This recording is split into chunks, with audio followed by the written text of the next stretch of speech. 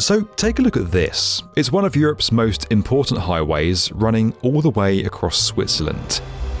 It connects the German and Italian borders, creating a clear route through the Alps. It's a journey that's only been possible since the late 20th century, and it's all thanks to this tunnel, which millions of people rely on every year. But now it's starting to show its age and has to close for repairs. Without some sort of replacement, the consequences could be severe and cause chaos right across this region. Which is why the Swiss government is building a second tunnel to ensure this critical corridor remains open using cutting-edge techniques. It's a project that simply cannot fail, and yet it's now having to overcome a pretty big problem that's left this huge piece of equipment in a sticky situation. Imagine you're about to take a drive across continental Europe from north to south. Let's say Amsterdam is your starting point and you're heading down to Rome. The chances are your sat-nav is going to take you through Switzerland, which sits right in the heart of the mainland. But more than that, you're probably going to be directed down this road in particular, the A2. It's a hugely important transport corridor for the entire continent, and it passes right through the middle of the Alps. If it were to close, thousands of drivers would have to find a detour in a place where they are very hard to come by. They'd either be forced onto other already busy highways or one of these narrow passes, some of which are unusable in the winter. Fortunately, that's unlikely to happen because the A2 is part of one of the most impressive tunnel networks in the world, and not just for cars. You've got the 57-kilometre Gotthard base tunnel, which is currently the longest rail tunnel in the world, at least until the one between Lyon and Turin finishes. Then there's the Gotthard tunnel. No, that's not just the same thing again, it's a much older one. And the Gotthard road tunnel, which carries the A2. Why do they all sound so similar? Well, it's because all of them pay homage to Saint Gotthard, who you know is an 11th century German bishop. Basically, for this video, you've not got to get too hung up on all those different route names. The main thing to remember is that here, we're talking about the road tunnel. It takes the A2 underground for almost 17 kilometres between Airolo and Gerschönen, and it's been doing so since the 80s. Before its opening, drivers had to take the Gotthard Pass, a winding route that was first used properly in the 1400s.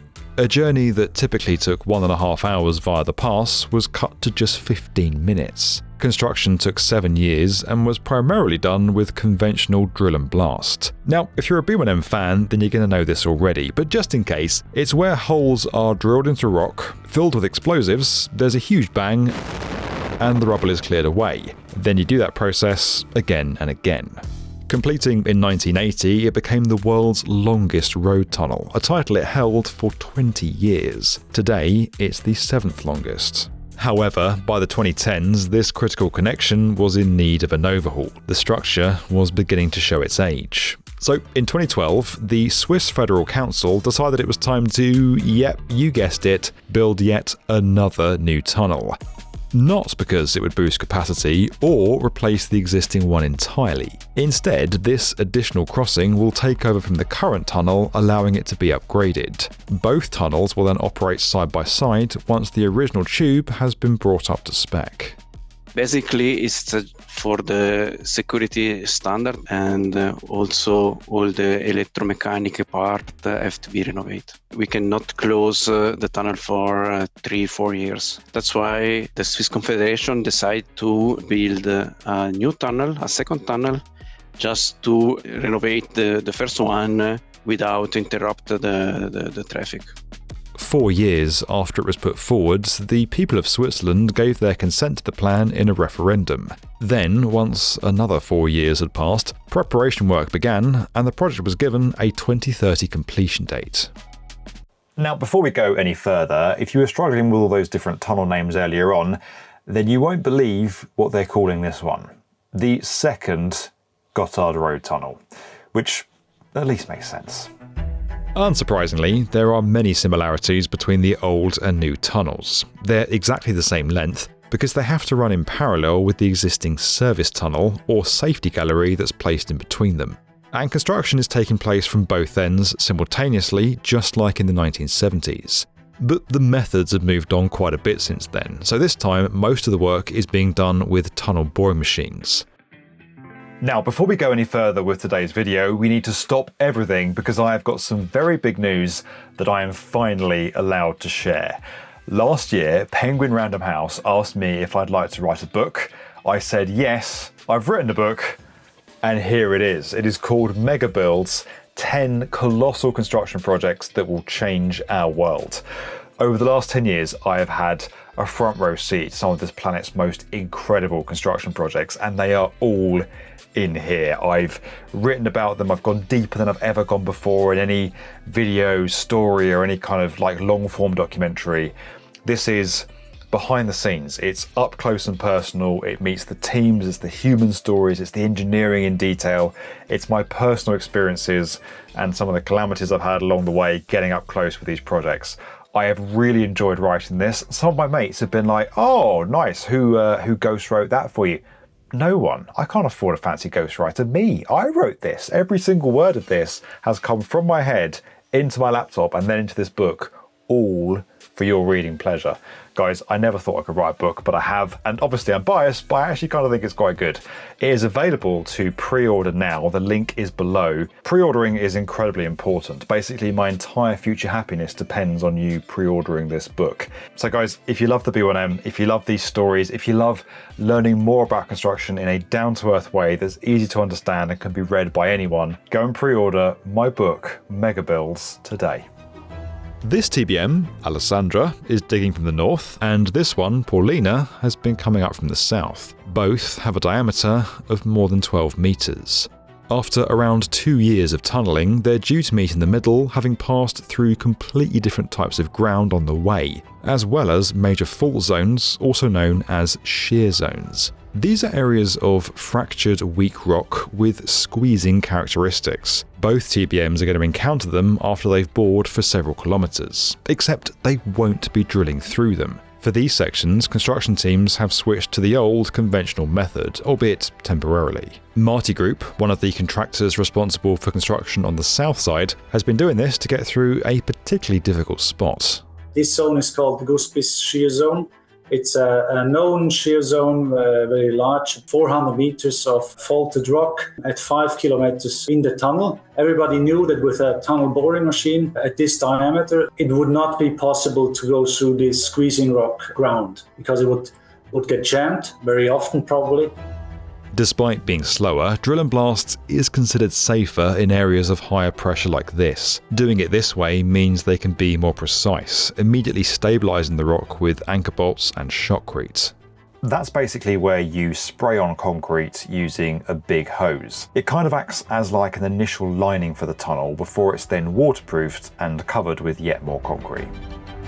When using a TBM, the tunnel is lined with precast segments that are installed using the same machine.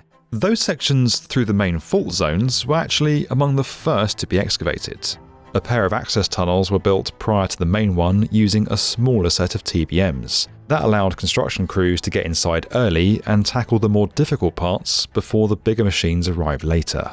From there, we could start with a full-phase excavation through this squeezing ground so that it was always possible to secure an entire section of the tunnel and to maintain the right security measures. Before any of the main tunnelling could happen though, years were spent preparing the north and south portals so they were ready for the TBMs. And that meant more drilling and blasting. The areas that support the construction work also had to be built. Up in Gerschönen, a set of caverns were carved out, and that's where the concrete's being made for the tunnel lining. It's being done below ground because out in the open air there isn't much space to work with. We need also the logistic for material management, for concrete production. We have very, very small surface, and that's why part of the installation will be done underground. For example, the concrete production on the north side, it's all underground.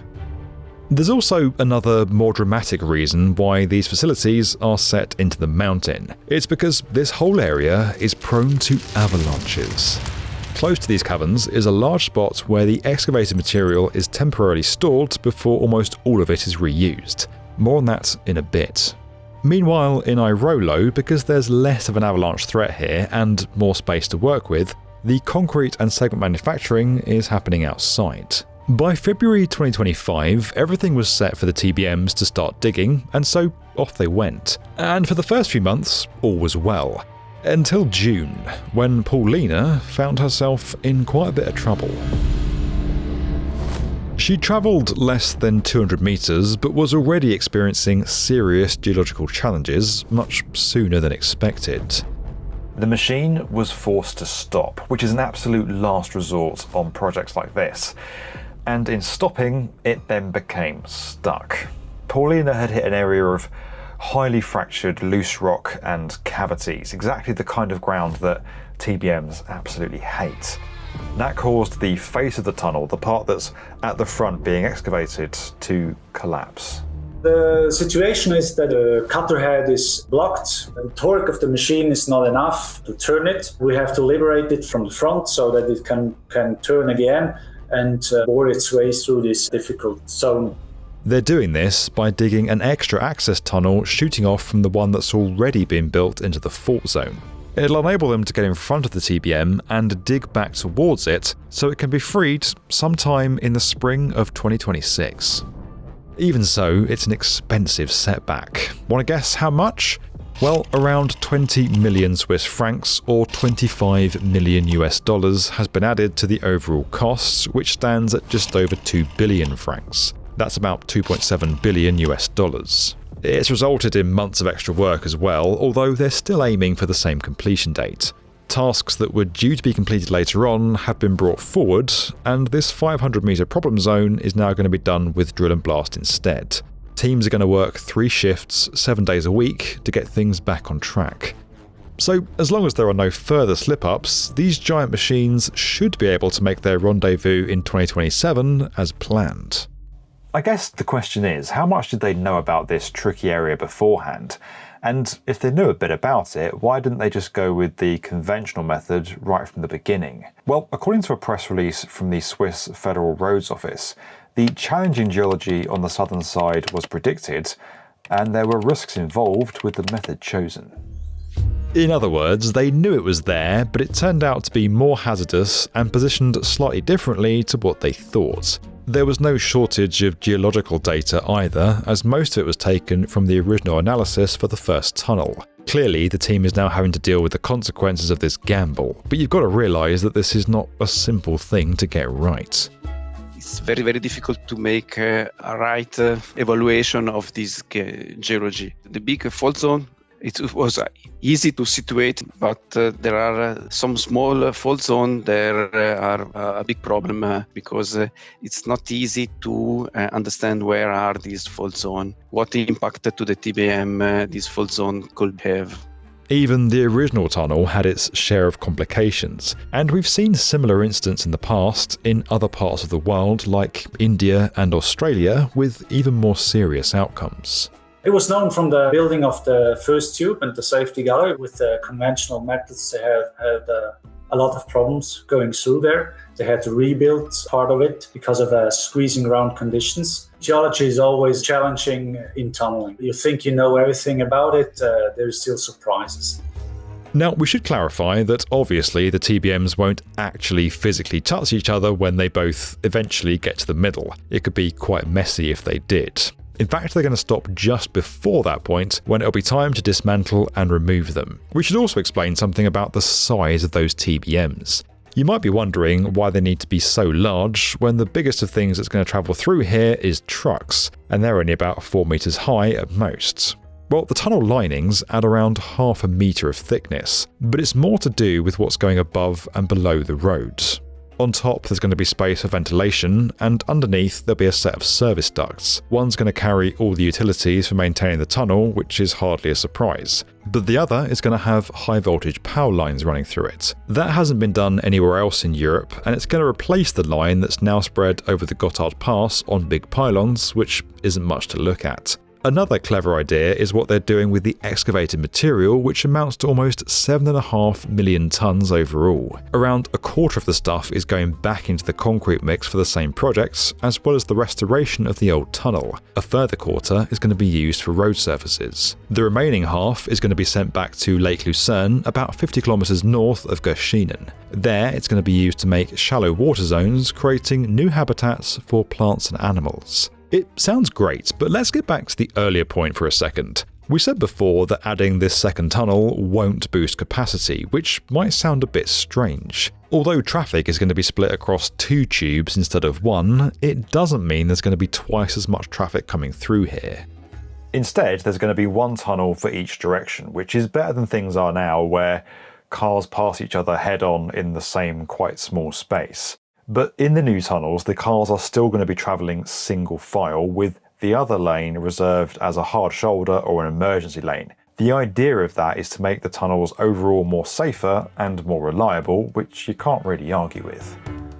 And that's because they're not actually allowed to make this road any busier. Article 84 of the Swiss Federal Constitution states that the capacity of transport routes in the Alpine region may not be increased. It means the congestion often seen around the existing tunnel probably won't go away once the new one opens. In 2025, queues stretching for several kilometres were reported multiple times.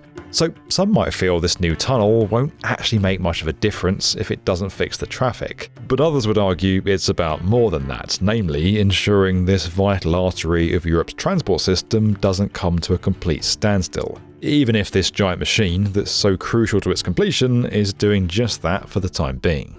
The Swiss population has choose for this second tunnel, and we have the responsibility to do it. I think it's the biggest project now in Switzerland. Also, the people they work there, the construction company, they are all proud to work for this project, and we are also proud to work for this project. As always, if you enjoyed this video and you want to get more from the definitive video channel for construction, make sure you're subscribed to the B1M.